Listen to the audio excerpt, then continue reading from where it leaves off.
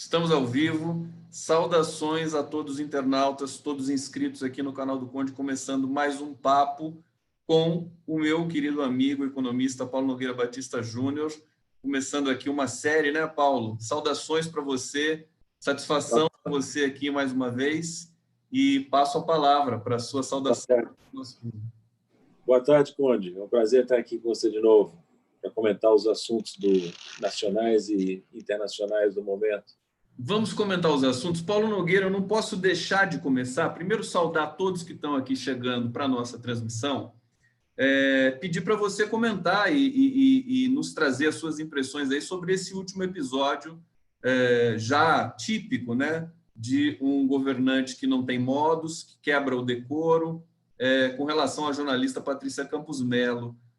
Como é que você recebeu essa sessão do Bolsonaro?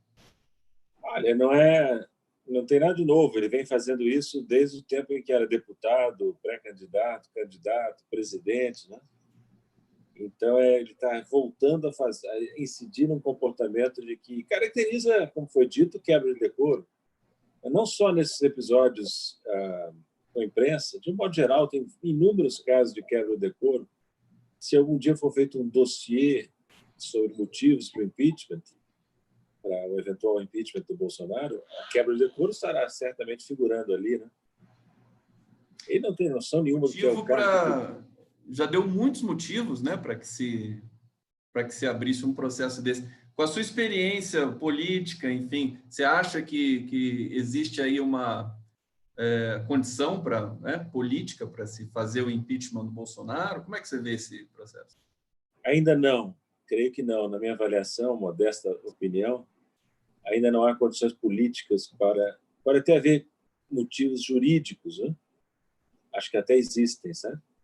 Mas condições políticas ainda não, porque ele tem popularidade, ele foi eleito há um pouco mais de um ano. Normalmente o impeachment não ocorre tão cedo dentro dos governos, né? Dentro da experiência histórica.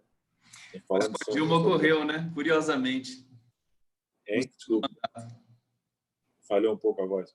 Falhou um pouco. Com a Dilma ocorreu cedo, né? No segundo mandato. Foi no... Assim, mas já depois de um primeiro mandato de 4 anos, né? O que também é inusitado, né? Eu não sei se tem precedente de um presidente no segundo mandato sofrer impeachment. Eu não lembro o caso do americano. Você lembra bem desse? Não lembro. De qualquer maneira, Gustavo, o importante é o seguinte: é um presidente que, em um pouco mais de um ano de governo, fez um estrago monumental dentro do país, nas relações exteriores do país. E se continuar fazendo nesse ritmo, estrago nesse ritmo, o estrago acumulado para o país vai ser insuportável. Então, em algum momento, as pessoas que prezam o país vão ter que se reunir e dizer: chega, basta, vamos encaminhar a saída desse senhor da presidência da República. Foi um pouco o clima que se deu ontem, né? Após aí o episódio com a jornalista da Folha de São Paulo, né? Daquele circuito ali que o Bolsonaro faz a sua coletiva diária ali, que aliás está sendo também muito criticado, né? Ele coloca ali uma espécie de público que é seletivo dele, os jornalistas vão lá e ele, inclusive, dá até banana para os jornalistas, quer dizer, é uma situação bastante inusitada. Deixa eu saudar aqui o público. Iraci Gomes, Maria Célia Pacheco Negrão, saudando a gente aqui, Cleomar, Vivian, perguntinha, Folha de São Paulo interpelou o miliciano do Planalto. Terezinha Pericinoto, não aparecem as imagens. A transmissão está normal aqui, para mim está normal. Gesamari Solange, saudações para vocês. Vamos trazer, então, a questão, Paulo Nogueira, da greve da Petrobras. Uma greve que foi se fortalecendo, ela começou sendo um pouco aí ignorada pela grande imprensa, agora a cobertura chegou até lá, teve questões jurídicas, teve uma ordem aí, uma decisão do Ives Gandra Martins, do TST, dizendo que a greve é ilegal, um pouco de medievalismo e subsequentemente, nós tivemos aí o Tribunal Regional anulando a demissão dos trabalhadores da Petrobras, aí, que foi o gatilho que desencadeou a greve. Como é que você está vendo essa situação? é a greve mais importante, é o movimento político dos trabalhadores mais importante desde o início do governo Bolsonaro, sem dúvida nenhuma. É uma empresa enorme, importantíssima para o Brasil, na economia, na história brasileira, que vem sendo objeto de ataque desde o governo Temer, né? E, portanto, precisa ser defendida. É uma defesa da Petrobras e dos petroleiros e da nação brasileira. Por isso, ela adquire um caráter emblemático e é muito positivo que ela tenha ganho a proporção que ganhou, o sucesso da manifestação de ontem, a decisão de suspender as demissões que haviam sido decididas no Paraná, na subsidiária do Paraná. Então, nós temos aí uma questão jurídica, política, econômica da maior importância. Eu espero que essa greve tenha o apoio que merece da parte dos brasileiros, porque não é apenas uma questão do interesse específico de uma categoria, é o interesse do Brasil que está em jogo com a Petrobras, também entender. Perfeitamente. Você acha que essa greve, você está acompanhando? Você acha que ela está fortalecida politicamente? A gente percebe os dirigentes da FUP, né, da Federação Única dos Petroleiros, estão muito realmente determinados a garantir a dignidade do trabalho e da história da Petrobras. Acho que tem uma defesa histórica da Petrobras também embutida. Sem dúvida. Eu acho que cada um de nós, como cidadãos brasileiros, devemos fazer o que pudermos, estando no Rio de Janeiro, na sede da Petrobras, podendo comparecer aos movimentos de apoio aos petroleiros, ajudando de todas as maneiras possíveis. Nós aqui estamos fazendo isso um pouquinho, né? Trazendo à tona esse assunto mais uma vez, porque, claro que petróleo, gás, derivados de petróleo, tudo isso é muito complexo, né? E você pode ter opiniões divergentes sobre se a Petrobras deve ou não se desfazer de determinada atividade lateral, subsidiária, ou se deve ter um caráter mais abrangente. Essas questões são técnicas e são discutíveis, mas o que, no meu modo de ver, é indiscutível é que a Petrobras é da maior importância para o Brasil, para a soberania brasileira, para a economia brasileira. Não pode ser malbaratada, não pode ser destruída aos poucos, como parece que vem ocorrendo.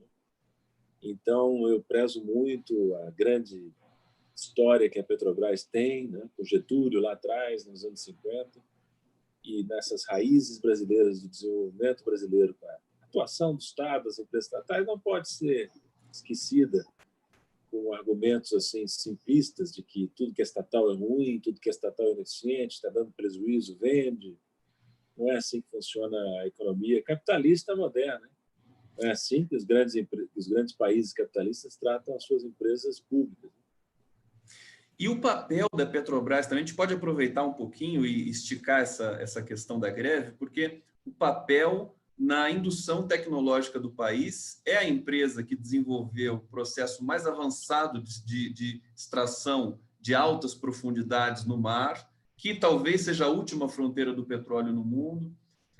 E eu me lembro até das recentes entrevistas do Lula, ele dizendo, Paulo, que muita gente duvidava, inclusive várias pessoas também da área técnica endossando essa visão, quer dizer, que é um dado estatístico, né? Que o pré-sal foi subestimado num dado momento, que era muito caro tirar o petróleo de tão fundo, e hoje ele corresponde pela maior parte da produção brasileira e a sua recuperação das altas profundidades não se mostrou um preço tão alto assim. Você tem alguma visão sobre esse processo aí da descoberta do pré-sal e da revalorização da Petrobras? Como é que você viu isso aí? É um grande triunfo da engenharia brasileira, da engenharia da Petrobras, da tecnologia brasileira, né? Como você disse muito bem, a Petrobras é pioneira em prospecção de petróleo e gás em águas profundas. Poucas ou nenhuma empresa tem a capacidade tecnológica e operacional que a Petrobras tem, né? Então, essa tecnologia tem que ser protegida, valorizada, como parte do capital de uma empresa estatal e do Brasil. Então, se você não tiver uma atenção muito grande, protegendo essa tecnologia contra a invasão, contra a espionagem externa, né, você vai ter uma perda permanente de capital acumulado no Brasil. Paulo, você foi diretor executivo do FMI, vice-presidente do Banco dos BRICS, tem uma larga experiência internacional. Como é que o estrangeiro vê a Petrobras? Você tem como é que ele observa essa gigante brasileira que aqui a imagem da Petrobras no exterior, no meu modo de ver, a imagem da Petrobras no exterior é muito positiva. É claro que ela foi prejudicada por esses escândalos de corrupção que emergiram e pela maneira como eles foram tratados no Brasil, né? Porque houve uma atuação do Ministério Público, da Justiça brasileira, do governo, de alguns governos brasileiros, Temer em diante, que atuaram contra o interesse da empresa. Em vez de combater a corrupção, punir os corruptos, afetaram pesadamente a grande empresa que a Petrobras é. Mas, olha, tanto a Petrobras como, por exemplo, o BNDES também tem uma imagem internacional fantástica. Agora já deve estar um pouco prejudicada, né? Mas... Menos. Ela ficou, o BNDES teve a sua imagem internacional prejudicada quando, no governo Temer, o BNDES reduziu a sua atuação internacional. Mas, no caso do BNDES, não houve nem corrupção em grande escala, como houve na Petrobras, porque os sistemas de controle do BNDES eram melhores do que na Petrobras, aparentemente. Aliás, Paulo, não posso deixar de perguntar e de trazer essa questão agora para vocês também, para você e para o público aqui, que daqui a pouco eu já vou avisando, tem muitas mensagens aqui no bate-papo, eu vou ler, mas eu quero te fazer essa pergunta antes. Eles fizeram, o governo Temer nem tanto, mas o governo Bolsonaro, parece que começou no governo Temer aquela ideia da caixa preta do BNDES, e isso se prolongou até agora, e eles não encontraram nada. Isso também é uma espécie de selo de que foi feita uma gestão de excelência do BNDES. Por incrível que pareça, dos governos querendo atacar as gestões passadas, isso também aconteceu nas universidades, quer dizer, o Ministério da Educação também foi com uma espécie de queria fazer uma lava-jato nas universidades para auferir aí questões de irregularidades, também não encontraram nada. Como é que você vê esse dado? Muito positivo, porque a Caixa Preta revelou-se um mito vagabundérrimo, né? Já no governo Temer havia essa tendência, como você falou, mas um dos presidentes do BNDES no governo Temer, o Paulo Rabelo de Castro, foi muito claro em dizer isso é tudo bobagem. Besteira. E gastaram 450 milhões para fazer auditoria.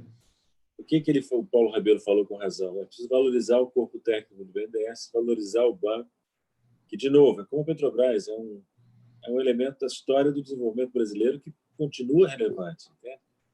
Então, no momento que o Brasil superar essa onda de obscurantismo que nós vivemos desde o governo Temer, e sobretudo agora no governo Bolsonaro, nós vamos reconhecer que não há desenvolvimento nacional brasileiro sem Petrobras, Banco do Brasil, BNDES, entende? Todas as grandes empresas que têm, inegavelmente, um cunho estratégico. Perfeitamente. Paulo Nogueira Batista aqui no canal do Conde, ao vivo com vocês. Deixa eu ler aqui os comentários. Sal está dizendo, cada dia um novo episódio desse desgoverno. O último de aplicar a Lei de Segurança Nacional a Lula é estarrecedor.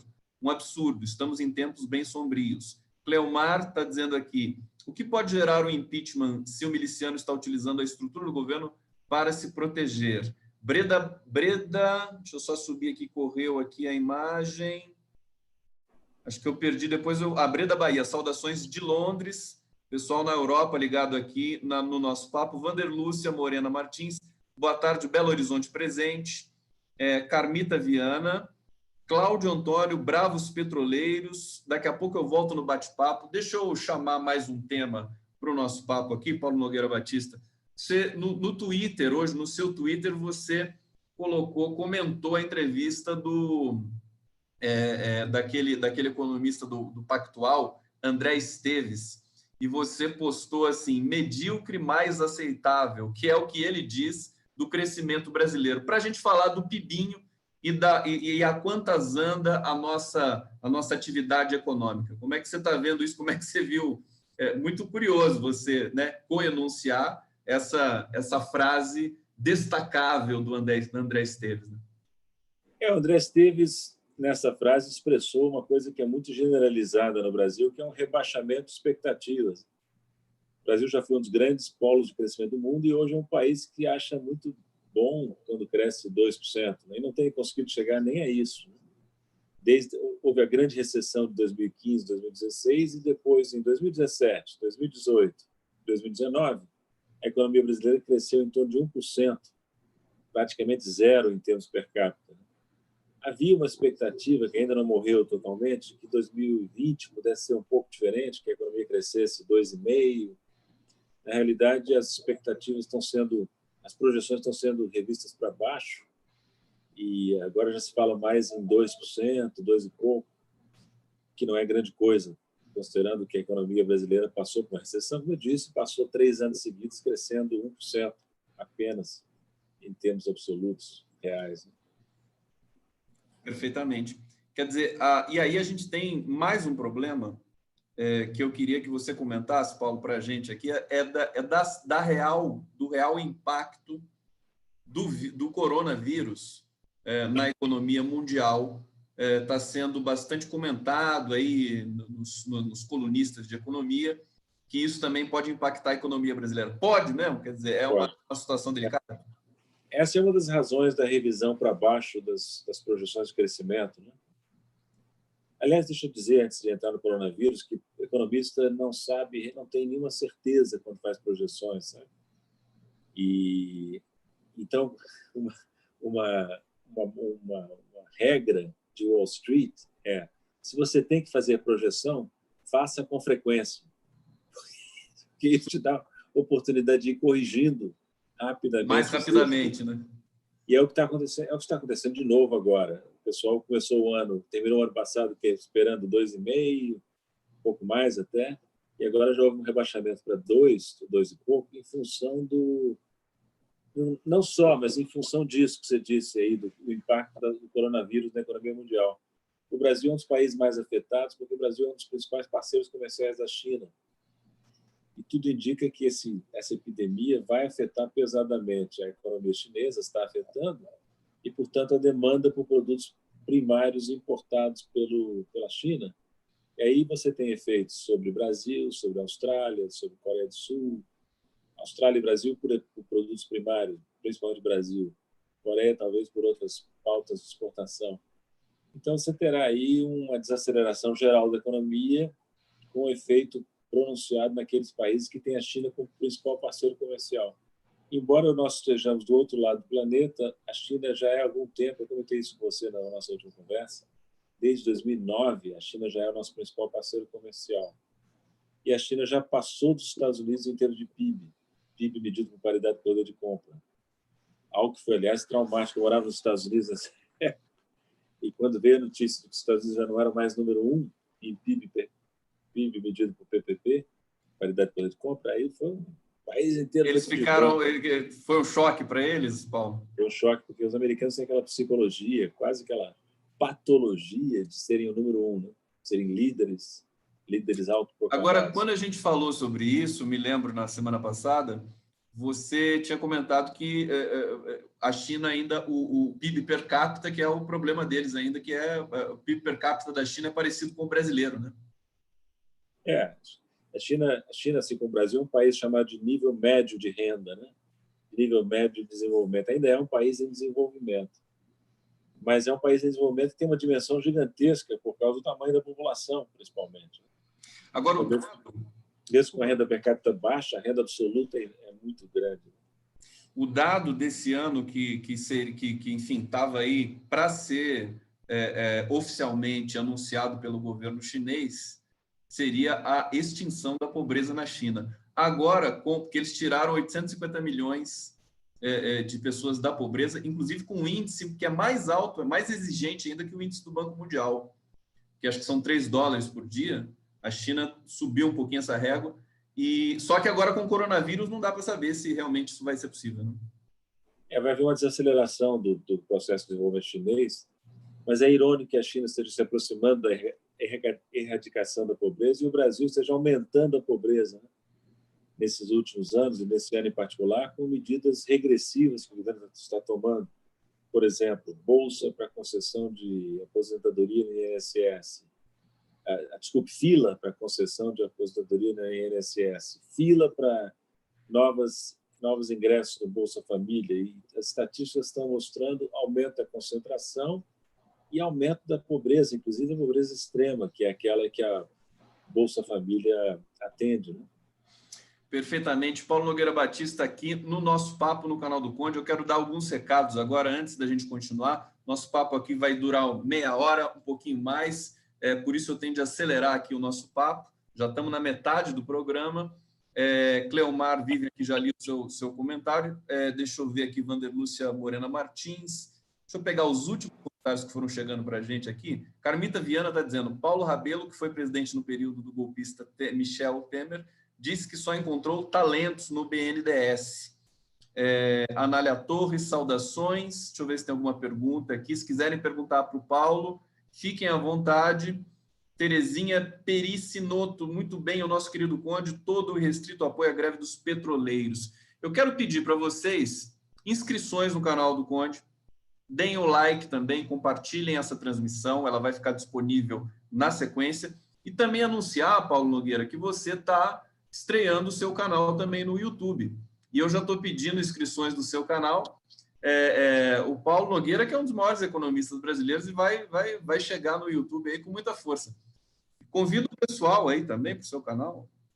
Olha, meu canal, eu sou ainda meio rudimentar em termos de tecnologia, né, com todas as pessoas da minha idade, mas eu vou lutar para melhorar e estou querendo ver se eu consigo movimentar esse canal do YouTube.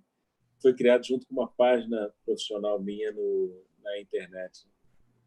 Eu sei usar mais assim o Twitter que eu uso. Eu ia dizer isso aqui, né? O Twitter do Paulo Nogueira inclusive, é divertido o seu Twitter, porque você tem um senso de humor, assim, de pegar as notícias, de pensar e coenunciar ali. Facebook também do Paulo Nogueira é bastante agitado, você coloca lá questões importantes também para o país. Você quer comentar, querido? Eu tenho aos poucos usado mais as redes sociais, porque eu vejo cada vez mais que o papel está perdendo importância, né? Eu ainda sou muito intensivo em papel, ainda leio jornal em papel, mas tudo vai acabar. Eu estou colocando aqui, enquanto você está falando, o seu perfil do Twitter, né? Aí tem aqui o seu livro, que está em destaque, né? O Brasil no Caminho no Quintal de Ninguém, que é um livro saboroso, já indiquei várias vezes aqui, é um livro que, inclusive, fez muito sucesso de venda, está indo para a segunda edição. Está aqui o nosso programa. Você dizendo aqui, tem outras notícias que você trouxe para o seu Twitter que eu queria comentar, Paulo. Deixa eu tirar a imagem aqui e vir para aqui o Paulo Guedes, né? Você destacou uma notícia do site DCM, né? Está difícil segurar, Paulo Guedes ameaça jogar a toalha. E aí você diz assim, será que ele aguenta? Ele aguenta tudo, né, Paulo Nogueira? É que o Paulo Guedes, ele diz o seguinte, a favor do Paulo Guedes tem dois ministros, um deles é o Paulo Guedes, o outro é o Moro, que tem um certo poder sobre o presidente.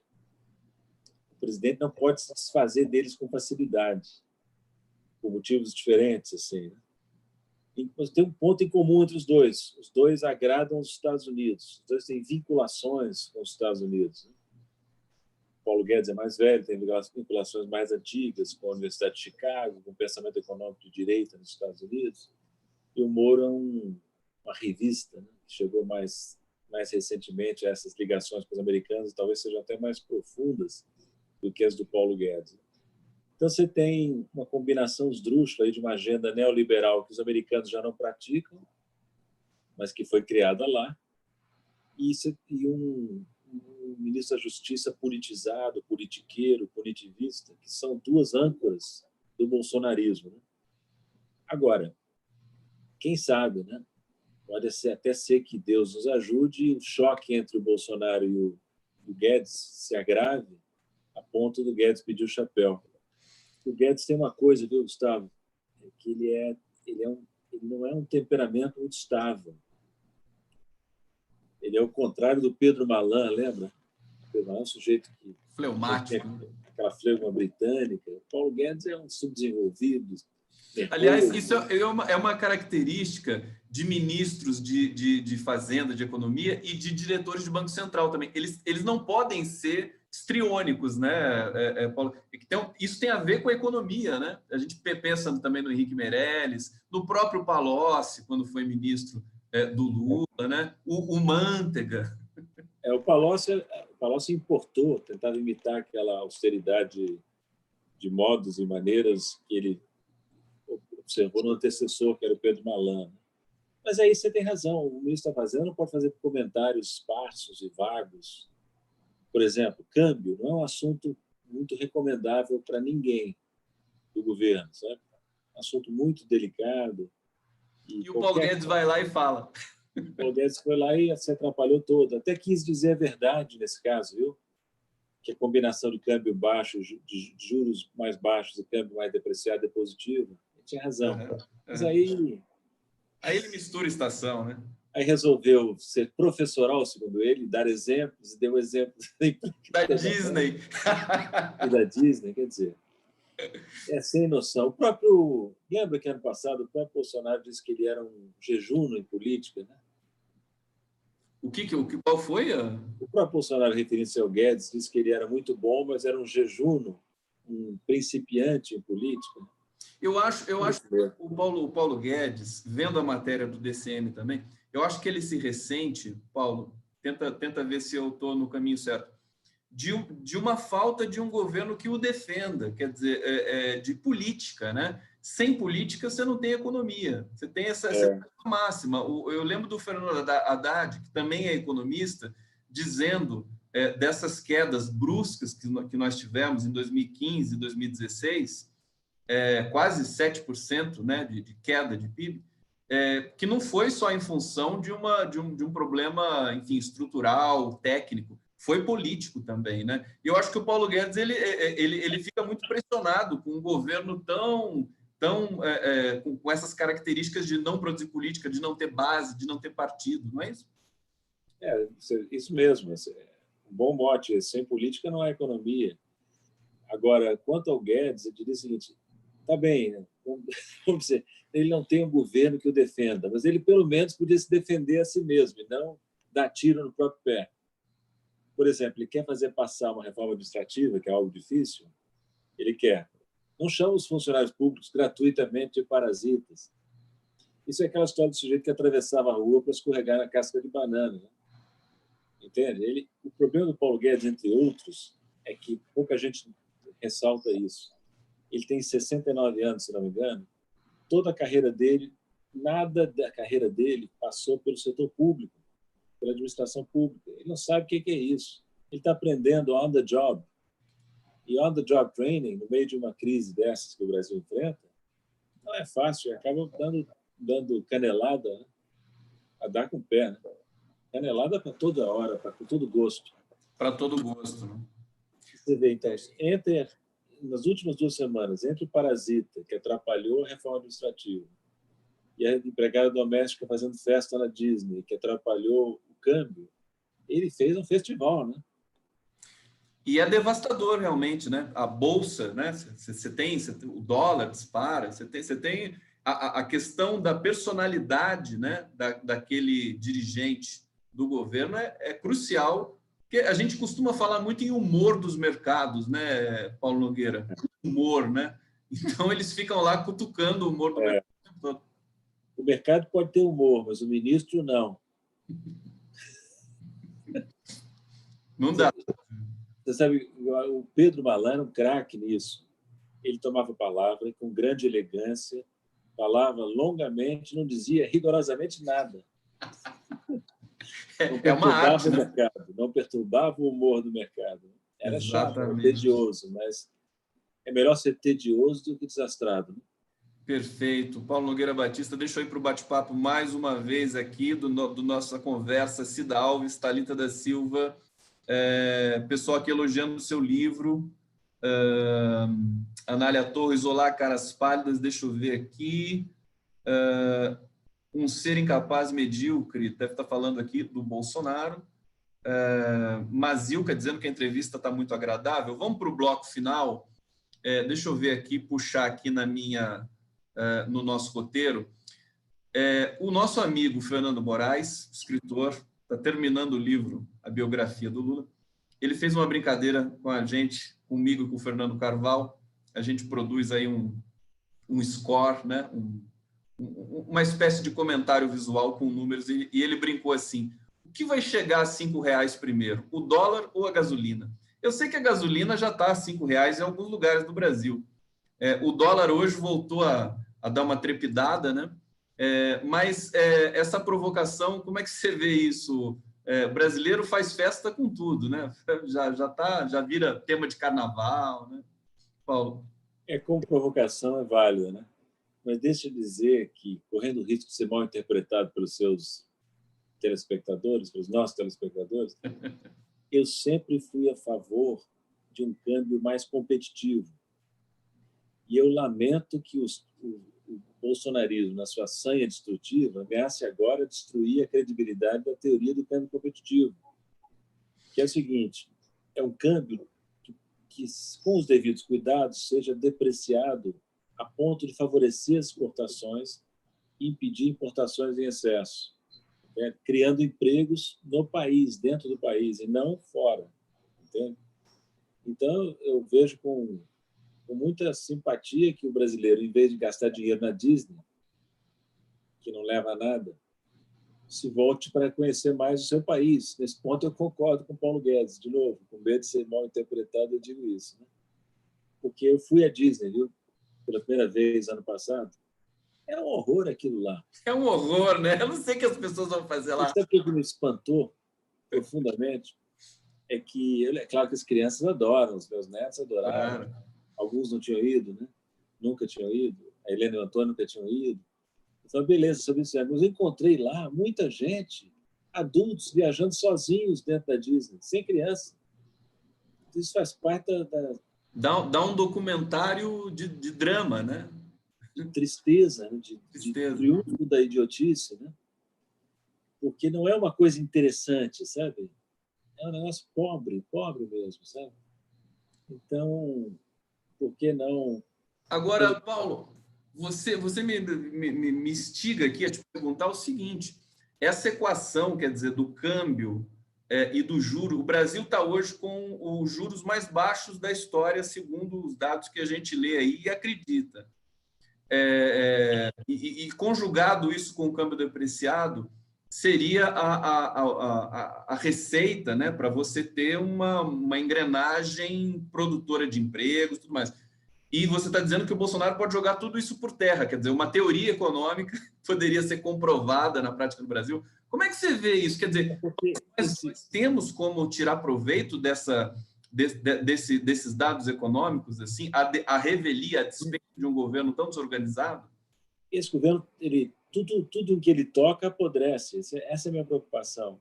Mas, de fato, os juros básicos, a chamada Selic, está num nível muito baixo, o que explica, aliás, o câmbio depreciado, porque essa taxa básica de juros é aquela que é relevante para o operador financeiro que tira ou coloca recursos no Brasil. Então, esse câmbio baixo, desde meados do ano passado, é um dos fatores que explicam a depreciação cambial. Até aí tudo bem, mas falta um ingrediente dessa máquina, que é os juros estão baixos para a base, para a captação, para quem aplica, mas não para quem toma emprestado o sistema bancário, exceto aqueles que têm acesso ao BNDES, cada vez menos.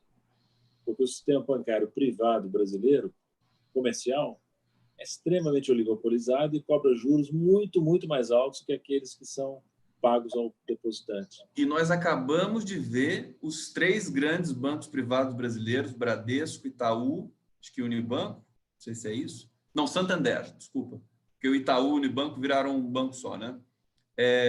Com lucro recorde. Você viu os dados, né? E o Brasil, onde é o paraíso das finanças.